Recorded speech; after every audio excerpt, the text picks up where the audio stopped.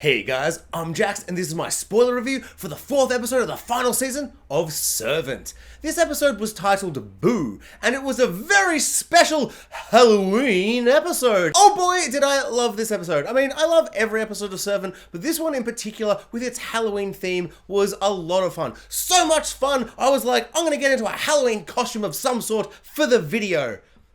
And then I remembered, I live in Australia, and we don't do Halloween, so I don't have a Halloween costume. So then I tried to think of another holiday, and the only one I could think of was Christmas. So I decided to wear my Christmas sweater in celebration of Halloween.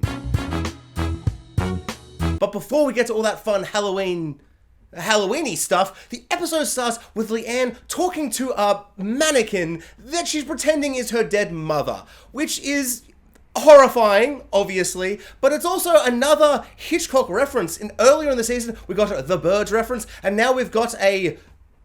what's the movie called? It's the famous one with the house...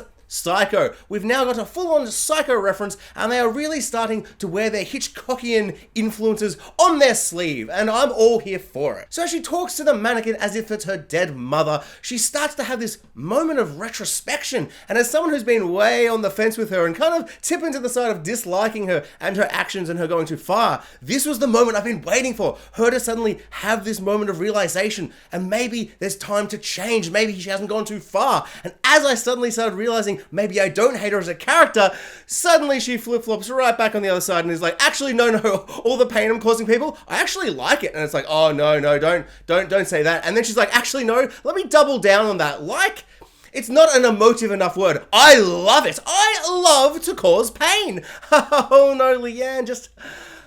Oh dear God. Sean's Halloween decorations on the outside of the house. That is next level decorating. That is just so insane. How did he even get the cobwebs up that high? I was in awe. I had to pause it and just like bask in the glory that was his house. When all the people on the street kept telling Sean how much they loved his show, I just suddenly had this thought where I was like, imagine if this season had 11 episodes, because I don't want to take away from like the plot, because we're getting close to the end and things aren't being revealed, and I'm starting to get a little nervous that not everything's going to get explained and wrapped up properly. Staying positive.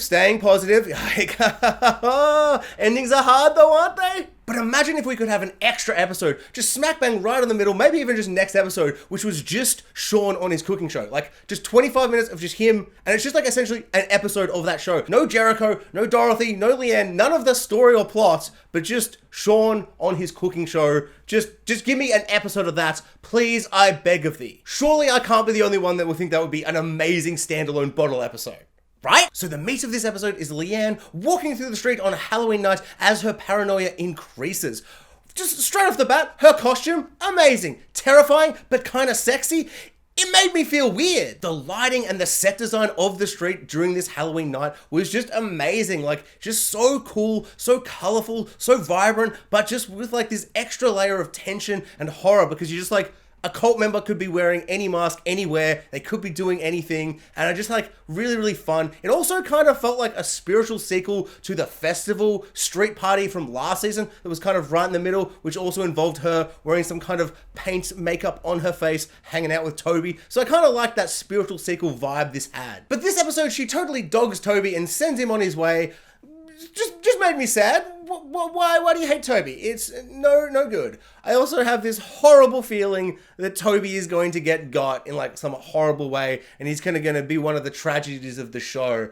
Just because I feel like he's there, and he's a main character, but he's not like a main character. So I feel like him dying could be like kicking off the kind of end game of the series. Leanne's hobo park cult get all dressed up, and it's weird they all like dress up in like the same theme of this old-timey kind of vibe, and it was just, I don't know, like on one hand, I respect them for just dancing like no one's watching, but on the other hand, I was watching, and it made me upset and terrified. Over the last few episodes, I have definitely been expecting Leanne's paranoia to kind of escalate to the point of her hurting or killing someone innocent. And this episode, we got that. It was a little kid. She snaps his bone and shatters it, and there's blood, and it's horrible and crazy. I am a little surprised that it wasn't like a kill. I really did expect it to be a kill and for it to be this moment of her going, oh, I've gone too far. I need to chill totally out. And that would be when the cult like attacks her, when she lowers her guard. But it seems that the show is taking Leanne in a totally different path than what I thought they would be doing with this whole paranoia thing.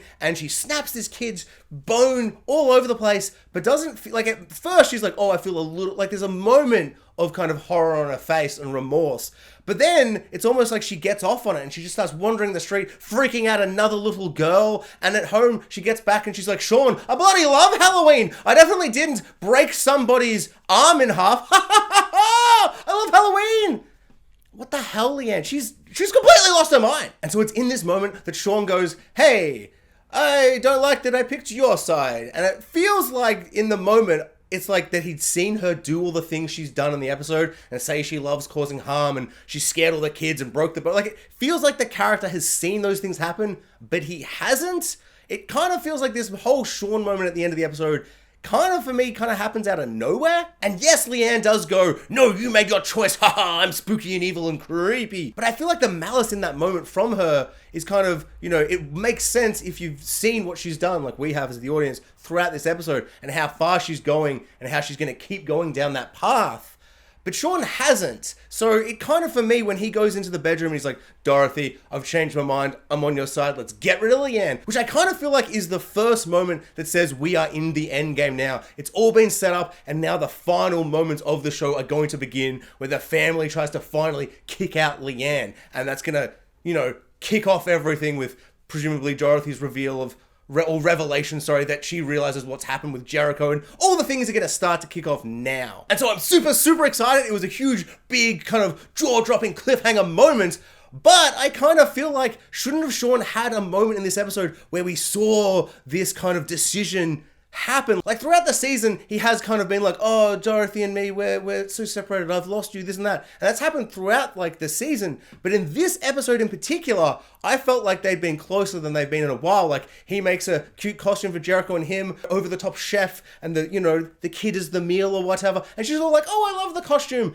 And he's got her on FaceTime. So like, clearly, you know, they're still kind of there. So it doesn't feel like there was a breaking moment. Like I feel like there needed to be something in this episode that made Sean go, no, okay, boom, I have to side with Dorothy or I will lose her forever. Like, felt like there needed to be a moment. Like, it just felt so weird where he walked in and went, Dorothy, we're in the end game now, I'm on your side. I don't know, is it just me? Do people think, are people maybe just so excited for this to kind of kick off that they don't really care? But for me, it just felt super weird and out of the blue. And it had such a perfect setup with him and the baby out on Halloween. She's missing out. Maybe she kind of has a fight with him or something, like on the FaceTime or something that makes him sit down and you just, you know, you don't even need to have dialogue or anything. Just like, go in on his face, have this moment, rather than Leanne just be like, no, I'm in control now, Sean. And Sean's like, well, I guess I'll change sides then. I don't know. I'm just super curious what people think about that. And just to be clear, like, I understand the reasoning. Like, he loves his wife. He's been very clear that he's so, like, sad that Dorothy and him are, like, splitting apart. But I just feel like if that moment's going to happen at the end of this episode, something should have happened in this episode. I just, like, he's such a good actor. Like, give him that moment. It's, like, going to be one of the biggest, most defining moments of this season that's going to shift into the end game of the entire series. And I just felt like he just suddenly went, oh, Leanne just kind of, you know, a bit mean to me for a second and was like, actually, I'm in charge and you've made your decision. And he's like, actually, I haven't made my decision. I changed my mind. It's just like, I don't know, maybe I'm being greedy and a big glutton for, you know, Sean just in his acting. He's so good at acting. I love this guy. Toby Kimmel is like always amazing in everything I've seen, but this role with him as Sean, I just, it's tasty. I like it. Thanks for watching, guys. Like, subscribe, hit the notification bell, and comment below. I would love to know everyone's thoughts and theories and speculation on what is going to happen at the end of Servant.